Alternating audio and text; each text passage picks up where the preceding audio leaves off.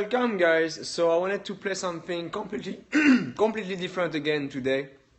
When I was in my early 20s, I not only studied classical music and jazz music really heavily, but also Cuban music was actually my strongest specialty. Completely fell in love with that music, and I ended up starting to arrange music and compose and produce music in Latin music. So what I'm gonna play today is a song, I did everything for it. So basically the Cuban singer were coming to me and I was creating the whole arrangement, composition, production for the bands, and then I was bringing my what I created to the band to get it played by them.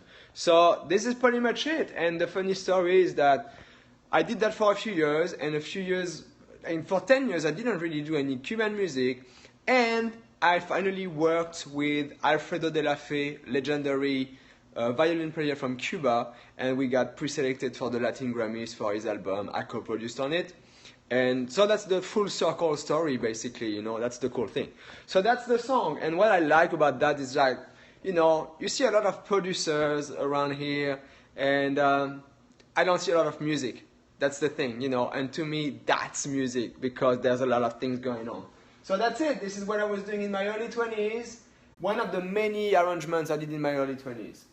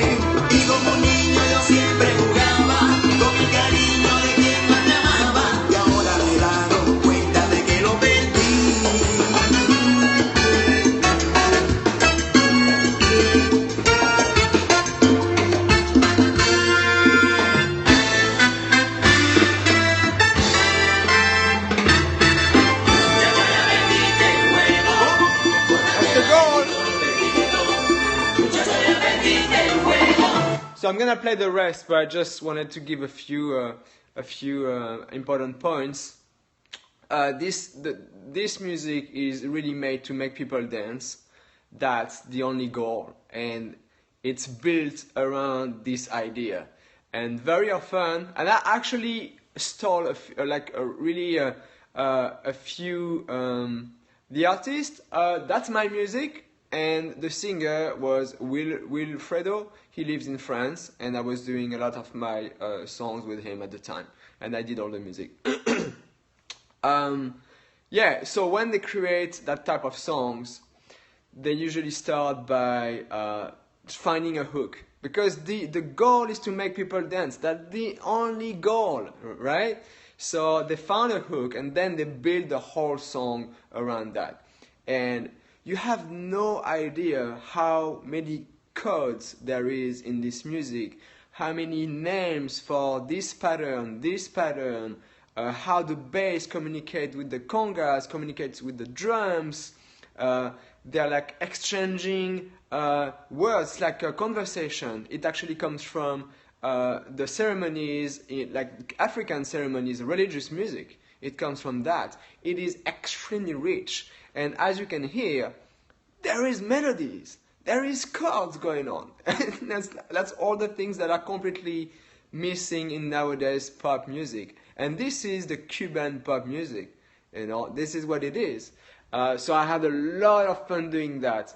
So it's funny because I was creating this for bands in France, and very often the horn players, they were hating me because what I was writing was pretty hard to play. Obviously, you can hear it's loud, it's high, it's strong. So it's pretty hard to play for like regular French horn players, right? So, but the funny thing is, like, I was always telling them, I was like, if I hear it in my head, you should be able to do it. You know, it should be doable, right? So it's kind of funny, and they were like, yeah, of course, whatever. So, but we had a lot of fun, and as a creator, seeing the impact of your creation on people and seeing them dancing to it, it's like, wow, it's like one of the biggest rewards you can get, because, you know, you're creating magic moment for people. It's just unbelievable, you know. So at the time, I was playing with this band as well, on top of making all the music. And one of my favorite moments is that, you know, when we were playing live, we were doing a few covers, and then we started to include my arrangements. And I was like, oh my God, people are even dancing even more on my arrangements. This is so cool. I was like, I was loving it. I was like, I could see the impact of my creation on people. That's one of the biggest rewards you can get, right? As somebody who creates, you want to touch people, and that's exactly what's going on. It's like, oh, this is so cool. So anyway, there is a lot of codes in this type of arrangements, and what you just heard is the song part. And then it goes into another part called the montuno, which is typically, especially the thing that you want people to absolutely stand up and dance. That's the goal. So that's where we are getting now. So here's the rest of the song, guys.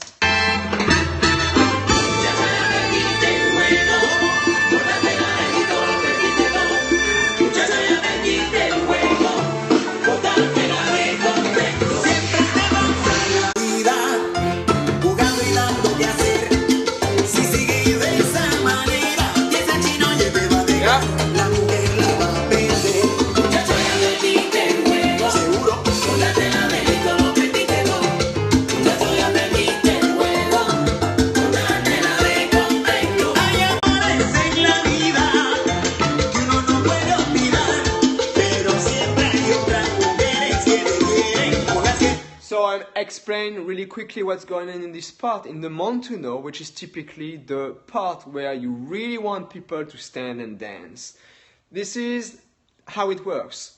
There's like improvisation from the singer called the gia, and it's playing with choirs. So there's the choir, like a hook coming back, then the singer improvise, the choir, singer improvise, and then there's the horns that comes in and takes the lead. And they play like a theme, and then boom, it goes back into another part, a new choir, new improvisation, new choir, new improvisation, horns again, and it goes again, and the goal is like to make people go nuts on the dance floor. That's the goal, right? So here we go.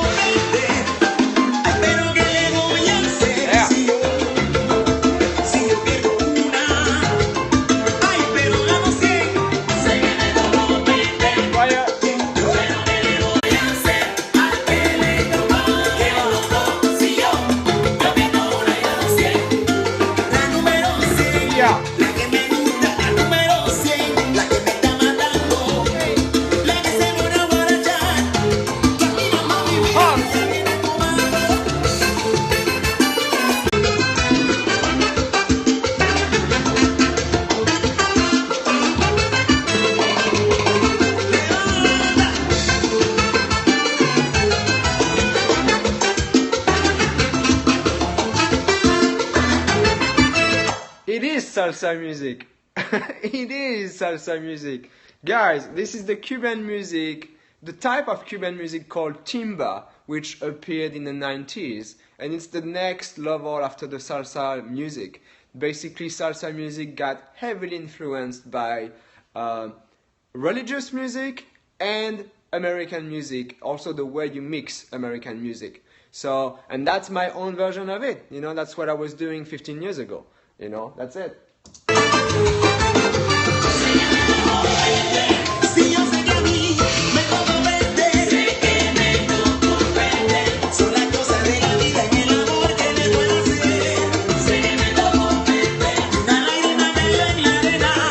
And my point is that, to me, it is exactly the same as making an R&B beat, hip-hop beat, anything beat-based, because you have noticed that there's a specific pattern going on.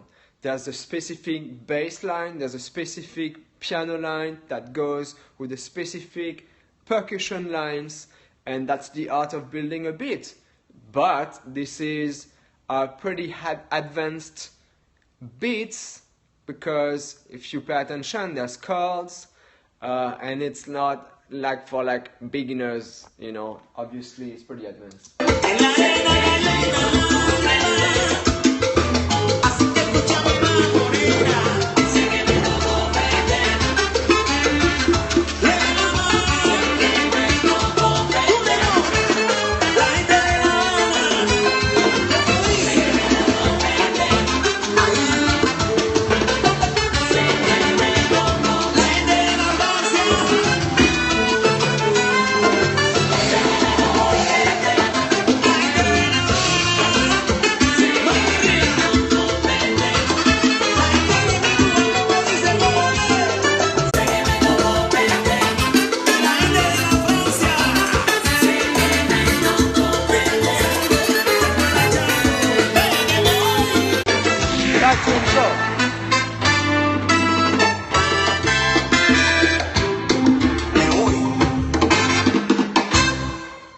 Here it is, in my 20s, 21 years old, that was the music I was doing. I was spending my time doing that. So I was writing all the music for the few bands I was playing with, and it was a lot of fun. I mean, you know, there's a lot going on. It's a very rich music, and playing that live with the band, it's fun.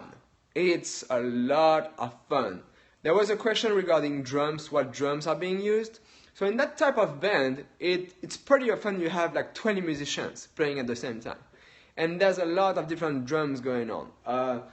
The most basic Latin salsa bands, you'll have very simple things. You have a clave.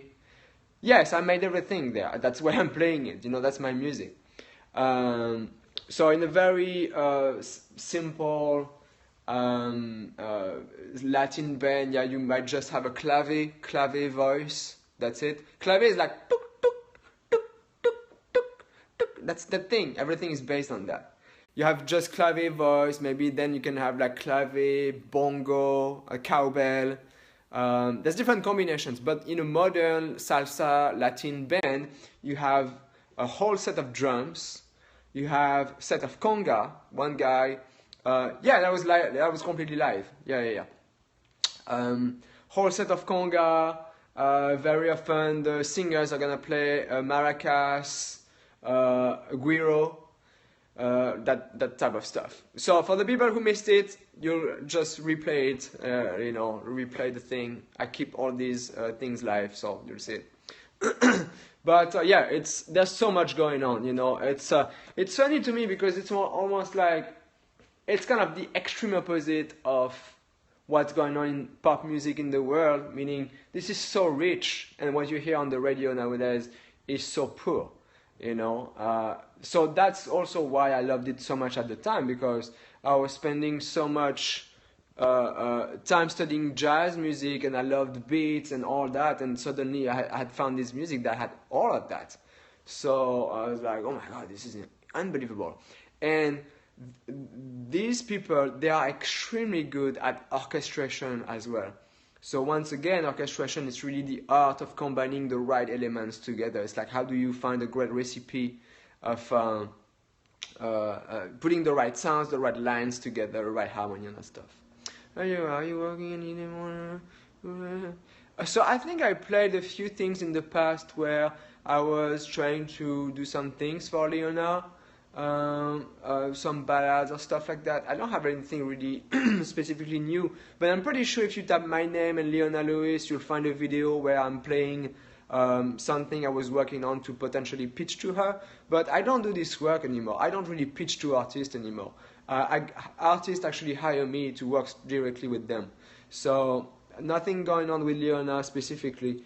But this is how I work nowadays. It's a choice, and I really prefer to work directly with artists, no middlemen. It's like, and you wrote the music. Oh yeah, so I explain how this happened again. Yeah, I work directly with artists. Artists come to me, they hire me to produce their album, their songs. Developing artists hire me to mentor them, to really have them think outside of the box. It's really mind-blowing to me that artists very often don't know how to take advantage of situations, don't understand opportunities. If you want to make a career of music, it's just much more than just music. You have to understand business, having a career, how you build your career, being an entrepreneur. So it's much more than that. So this is what I do for people. So for this type of stuff, what I just played, the singer came to me with the song he wrote. And I took the song and I created the music around it. I changed his original chords. I put chords that I thought were really, really cool. So I changed all the chords. And then, you know, it comes to you. So you start by making, so you find out the harmony, the melodies. You figure out the first part, which is the song. And then you build the montuno part. So you know the song, you know the hooks, and you know the choirs of the song. And then you just build around that. So you create the beat. So I think I probably started by either a bass line or piano line and based everything on that then. So it's very organic, and I had spent months listening to all like Cuban albums. I was transcribing hundreds of albums. So then it's like it's in you, it's in your head, you know, it just wants to come out, and then boom, that's it. And I have probably 20 arrangements like that I did for the band. But there's also videos of me playing live, that kind of stuff on YouTube. So you just can go on YouTube and you'll see me playing these things live, actually. You'll see some snippets of the bands I was playing with at the time, actually. There was a really good Cuban artist I worked with in France called La Pantera. And he's like a flute player. That was really cool. Because, you know, I always like to play with the real ones, like the real Cuban musician, because I was so into it that I was getting it, and it was really depressing for me to play that music with French people, because to me they didn't have the right vibe. I was not it at all. So when I could find the real Cuban people to work with, I was so happy. It was making all the difference in the world. And I know I got really far into doing that kind of arrangements. Let me see if I can find another one. I'm not sure if I'll find something. Let me see if I can find another one here. Sorry, because it's so old. Actually, I just have like part of the sessions. Let's see, what is that? Oh yeah, that's another one. That's another one.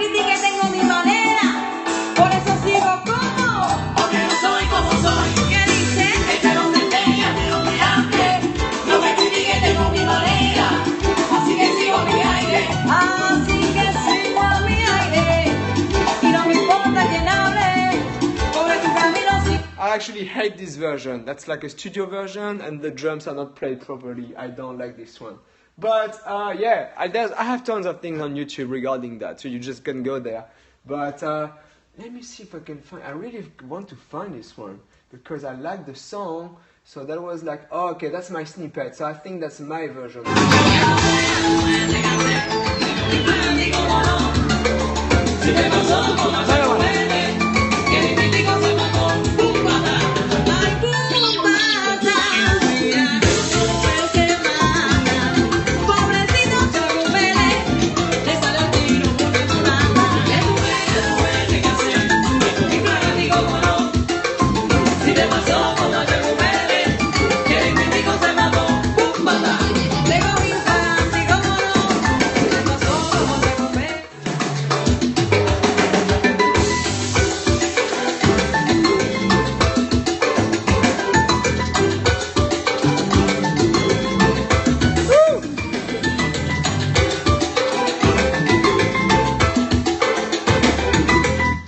So these types of beat that makes me really, really happy. Cause come on, you know, what you hear nowadays, like in urban music, it's so crap. And you hear that stuff, you create that kind of stuff. It has so much flavors and magic to it, and it wants to make people dance. I love it, you know. And yeah, I did that 15 years ago. It was so fun.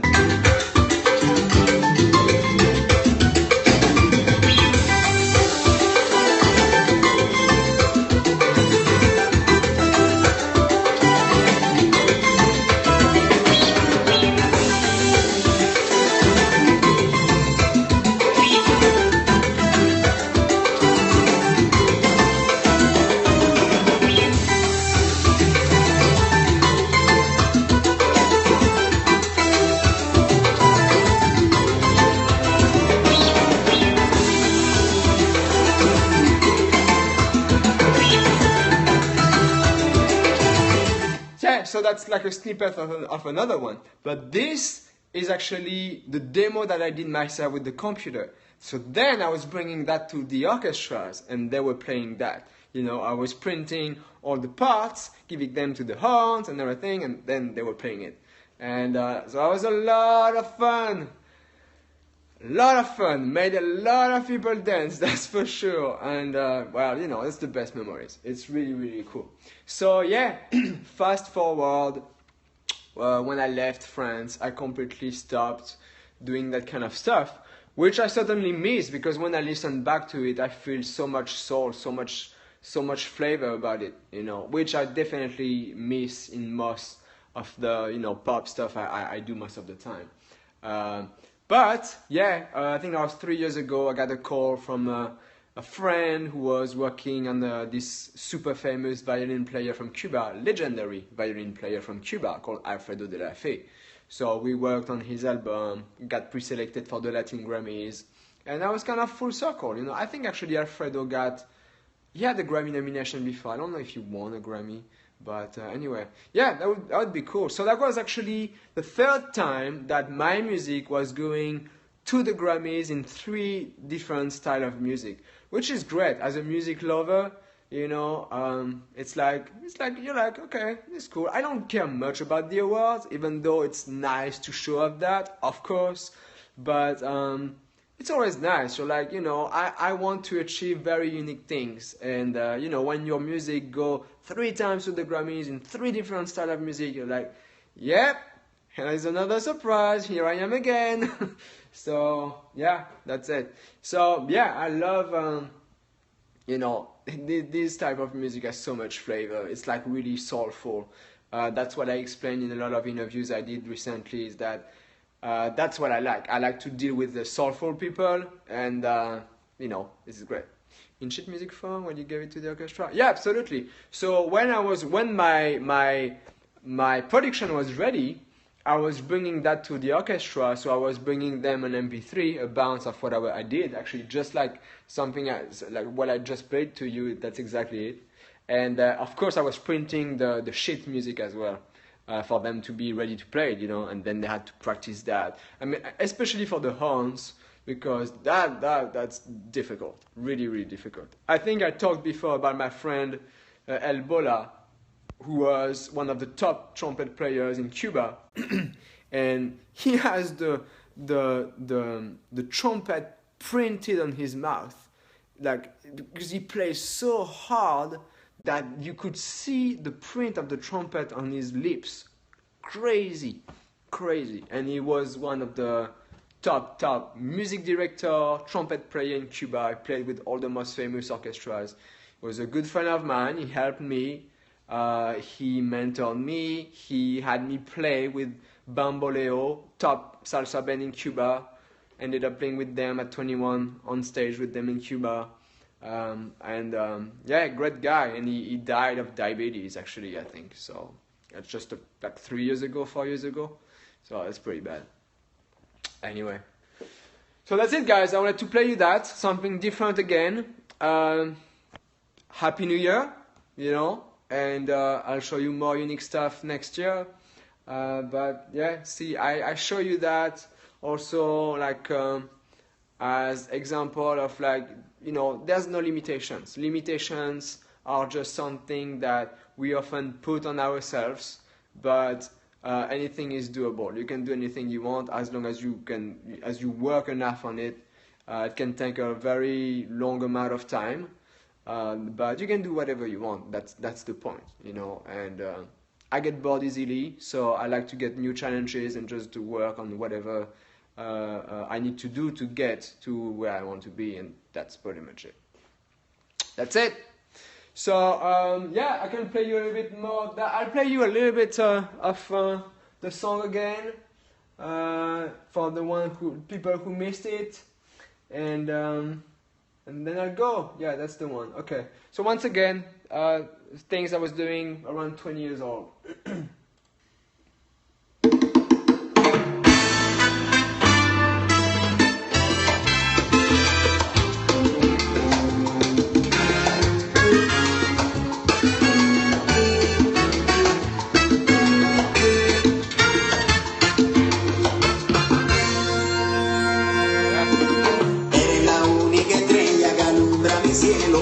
Y que no voy a quitar.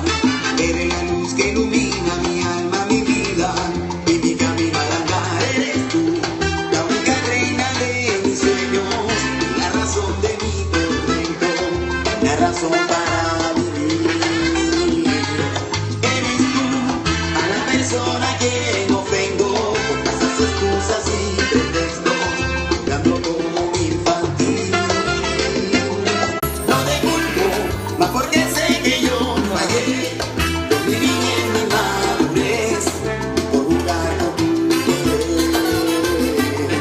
¿Y por qué me siento mi alma tan vacía cuando te apartas de mi vida? Sé que me tocó perder.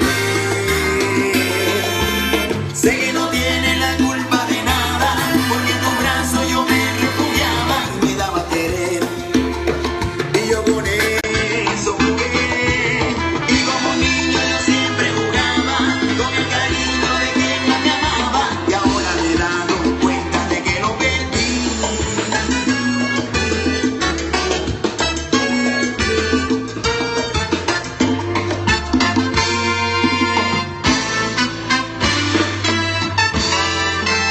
So that's an interesting point. Somebody was saying that it's tough to be around people with integrated in the music industry. Well, the thing is that you don't have to be in the music industry. I don't consider myself to be in the music industry anymore because I never liked to be in it. You choose your environment. I never spend time in the music industry. I don't enjoy it. I don't enjoy the people in the music industry. And I'm still working. I'm still making music every day. But I built my career the way I want. I want to be around entrepreneurs. I want to be around people who change the world, people who have no ego, and it can still be music people, but not music people who are just doing music, because to me this is not interesting at all. I told you guys before that one of the people I hang the most with are insanely successful entrepreneurs who are definitely changing the world, and also polymath. People who are insanely good at everything in life. Polymath, gifted child, prodigies. This is the kind of people you want to be around with. You don't have to be in the music industry. And I don't encourage anybody to be in the music industry. You want to be out of the music industry and to be widely recognized for your skills. Not just by a few music people who are trying to make something in the music industry. This is way too small. You want to be much bigger than that. And I'm not. I don't consider myself to be in the music industry. I don't talk to managers. I don't talk to labels. I don't talk to publishers. I build my own career around that, and that's what I teach to artists. They want to be different. That you want to be different, That's it. That's the key. Absolutely key.